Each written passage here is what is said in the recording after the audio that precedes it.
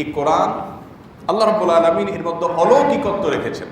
নবী করিম সাল্লাল্লাহু আলাইহি সাল্লাম বলেছেন, সহিহ মুসলিম হাদিসে আসছে, ইন্নাল্লাহা ইয়ারফাউ বিহাদাল কিতাবি আকওয়ামা ওয়া ইয়াদাউ বিহি আখারিন।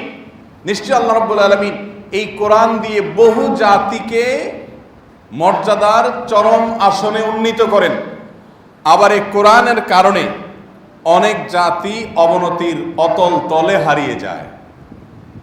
কোরআনের প্রতি আপনার বিহেভিয়ার, কোরআনের প্রতি আপনার আচরণ, কোরআনের প্রতি আপনার ব্যবহার, কোরআনের প্রতি আপনার অ্যাপ্রোচ এবং মানসিকতার উপরে আল্লাহ রাব্বুল আলামিনের ফয়সালা নির্ধারণ হয় যে আপনি কি অর্জন করবেন না কি হারাবেন। এই জন্য কোরআনের সাথে যার সংশ্লিষ্টতা হয়েছে আল্লাহ তাকে মর্যাদাবান করেছেন। কোরআন নাজিল হয়েছে মুহাম্মদ সাল্লাল্লাহু আলাইহি সাল্লামের পর, অন্য নবীদের উপরে অন্যটা নাজিল হয়েছে, তাওরাত, জবুর, ইনজিল অন্যগুলো, কিন্তু কোরআন নাজিল হয়েছে মুহাম্মদ সাল্লাল্লাহু আলাইহি সাল্লামের উপরে। আর যেহেতু তার উপরে কোরআন নাজিল হয়েছে, তিনি হয়েছেন সাইয়্যিদুল আম্বিয়াই, সকল নবী রাসূলদের মধ্যে শ্রেষ্ঠ হয়ে গেছেন। এর কারণগুলোর ভিতরে একটা এটাও যে তাকে দেওয়া হয়েছে সবচেয়ে শ্রেষ্ঠ গ্রন্থ, এই জন্য তিনি সবচেয়ে শ্রেষ্ঠ মানুষ হয়ে গেছেন। কোরআন নাজিল হয়েছে যেই জাতির উপর, এই জাতিকে আল্লাহ কোরআনে বলেছেন, আমাদেরকে আল্লাহ বলেছেন, কুনতুম খায়রা উম্মাতিন, তোমরা সবচেয়ে শ্রেষ্ঠ জাতি, সবচেয়ে শ্রেষ্ঠ জাতি হতে পেরেছ। এর মূল কারণ সৎ কাজের আদেশ, অসৎ কাজের বাধা প্রদান, কিন্তু তার গাইডলাইন কোরআনে আছে। কোরআন যে জাতির উপরে নাজিল হয়েছে তারা শ্রেষ্ঠ জাতি হয়েছে, যে নবীর উপরে নাজিল হয়েছে তিনি শ্রেষ্ঠ নবী হয়ে গেছেন, যেই মাসে নাজিল হয়েছে সেই রমাদান সবচেয়ে শ্রেষ্ঠ মাস হয়েছে, যে রাতে নাজিল হয়েছে ওই রাত বছরের সবচেয়ে শ্রেষ্ঠ লাইলাতুল কদর রাত হয়ে গেছে। কোরআনের সাথে সংশ্লিষ্টতা রাতের হয়েছে, রাত মর্যাদাবান হয়ে গেছে, মাসের হয়ে গেছে, মাস মর্যাদাবান হয়েছে, রাসূলের হয়েছে, উনি মর্যাদাবান হয়ে গেছেন, উম্মতের হয়েছে, তারা মর্যাদাবান হয়ে গেছেন। কিয়ামত পর্যন্ত কোরআনের সাথে যে সংশ্লিষ্টতা যতটুকু রাখবে আল্লাহ তাআলা তাকে তত বেশি মর্যাদাবান করবেন। মুহতারাম হাজরিন, আজ আমরা কোরআনের প্রতি বড় অবিচার করে চলেছি। আমরা কোরআন পড়ি না, অধ্যয়ন করি না। যে মহাগ্রন্থ আসছে আমাকে তার সাথে ঘষা দিয়ে কষ্টি পাথরের মতো আমাকে স্বর্ণ বানাতে, সেই কষ্টি পাথরের ছোঁয়া এবং ঘর্ষণ থেকে আমি নিজেকে বঞ্চিত রাখছি প্রতিদিন, প্রতিনিয়ত, প্রতি রাত, প্রতি মাস, প্রতিক্ষণ। আল্লাহ রাব্বুল আলামিন এই কোরআনের মধ্যে যে অলৌকিকত্ব দিয়েছেন, আপনি শুধুমাত্র এই কোরআনকে মুহাব্বতের সাথে তিলাওয়াত করেন, শুদ্ধ করে করার চেষ্টা করেন, অর্থ বোঝার চেষ্টা করেন, একটু কোরআনের সাথে সময় কাটান। আপনি যদি খুব বেশি ডিপ্রেশনে ভুগে থাকেন, আপনি যদি খুব বেশি মানসিক অস্থিরতায় ভুগে থাকেন, আপনি নিশ্চিন্ত থাকতে পারেন এই কোরআন আপনাকে প্রশান্তি এনে দিবে ইনশাআল্লাহ। পৃথিবীতে বহু মানুষ সুখের নামে মরিচিকার পিছনে দৌড়াদৌড়ির পর একটা পর্যায়ে কোরআনের ছায়া তলে আসতে বাধ্য হয়েছে। এই কোরআনের অলৌকিকত্বের জন্য আর কি চাই যে পৃথিবীর সব দেশের ছোট ছোট শিশুরা বিশুদ্ধ উচ্চারণে, মাতৃভাষা যাদের সে আরাবিয়ানদের চাইতেও অনেক সময় অধিকতর বিশুদ্ধ উচ্চারণে তেলাওয়াত করতে পারে।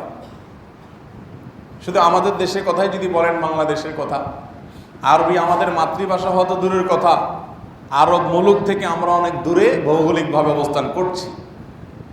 আরবির উচ্চারণের সাথে আমাদের বাংলা উচ্চারণের আদতে কোনো মিলই নেই। এমন কিছু বর্ণ আরবিতে আছে যেই বর্ণগুলোর অনুরূপ তো দূরের কথা, অবিকল তো দূরের কথা, তার ধারে কাছের বর্ণ বাংলাতে টোটালি নেই। এরপরও আমাদের ছোট ছোট শিশুরা যত শুদ্ধ করে বিশুদ্ধ আরবি উচ্চারণে কোরআন তিলাওয়াত করতে পারে, আরাবিয়ান দেশগুলোতে যাদের মাতৃভাষা আরবি তারা পড়াশোনা করে তাদের অনেকে আমাদের এই বাচ্চাদের মতো এত শুদ্ধ কোরআন পড়তে পারে না। এটা শুধু বাংলাদেশের বেলায় না, আপনি আফ্রিকায় চলে যান, আপনি আমেরিকায় চলে যান, আপনি ইউরোপে চলে যান, আপনি এশিয়ার এ মাথা থেকে ও মাথা চলে যান, আপনি পৃথিবীর যে প্রান্তেই যাবেন, কোরআন নিজের ভাষা না, তারপরও সেটাকে সর্বোচ্চ বিশুদ্ধ উচ্চারণ করে আগাগোড়া পুরো কোরআনকে বক্ষে ধারণ করে মৃত্যু পর্যন্ত সেটাকে ধরে রাখা, এটা পৃথিবীর কোনো মানুষের স্বাভাবিক প্রচেষ্টা দ্বারা হয় না। এটা একমাত্র আল্লাহর অলৌকিকত্বের কারণেই হতে পারে। মুহতারাম হাজরিন, আমাদের জন্য একটা গৌরবের বিষয় বাংলাদেশের মানুষের জন্য যে এই দেশে কোরআনের পরিচর্যা হিফজখানাগুলোতে, মাদ্রাসার হিফজ বিভাগগুলোতে যেভাবে হয়, পৃথিবীর অনেক দেশে সেটা হয় না। আবার আমাদের আক্ষেপের জায়গাও আছে, আমরা হিফজখানাগুলোতে কোরআনের মূল পাঠ বা মূল টেক্সট এটার পেছনে যে পরিশ্রম আমরা করি, তার মর্মের পেছনে তার সিকিভাগ পর্যন্ত মেহনত আমাদের হয় না। এটা কোরআনের চর্চার যে দাবি, সে দাবি পুরোপুরি এর মাধ্যমে আদায় হয় না, হয়তো আংশিক আদায় হয়। এটা হলো আমাদের ত্রুটির জায়গা। আরেকটা আক্ষেপের জায়গা হলো, আমরা আলহামদুলিল্লাহ প্রচুর পরিমাণে হাফেজ আমাদের দেশ থেকে বের হয়ে থাকেন, প্রচুর পরিমাণ হাফেজ তৈরি হন এদেশ থেকে, এবং বিশ্বমানের হাফেজ তৈরি হয় এদেশ থেকে। কিন্তু এদেশের সাধারণ মানুষ, আমরা বেশিরভাগ মানুষ কোরআনের সাথে সংশ্লিষ্টতা রাখি না, তেলাওয়াত করি না। বিশেষ করে ফেসবুকে সে অন্য সব বুক যেরকম তুলে দিছে, এই কোরআনও আমাদের থেকে তুলে দিয়েছে। মোহতারাম হাজিরিন, তো এই জন্য বাংলাদেশের মানুষের এই একটি জায়গা আছে অনেক বেশি গর্বের। অন্য কোনো সেক্টর আছে কিনা আমি জানি না, যেই সেক্টরে, যেই বিভাগে বাংলাদেশের মানুষের অবদান পৃথিবীর যেই কোনো দেশের তুলনা করলে 1, 2, 3 সবসময় থাকে। অন্য আরেকটা সেক্টর আছে কিনা আমি জানি না, তবে কোরআনের সেক্টরে আলহামদুলিল্লাহ বাংলাদেশ এই জায়গাটা দীর্ঘদিন থেকে ধরে রাখছে। যত কম্পিটিশন হয়, সেটা হোক ইরানে, হোক সৌদি আরবে, হোক দুবাইতে, হোক কাতারে, হোক অন্য কোনো দেশে, তার কম্পিটিশনগুলোতে একটা ভালো পজিশনে বাংলাদেশ অবশ্যই থাকে।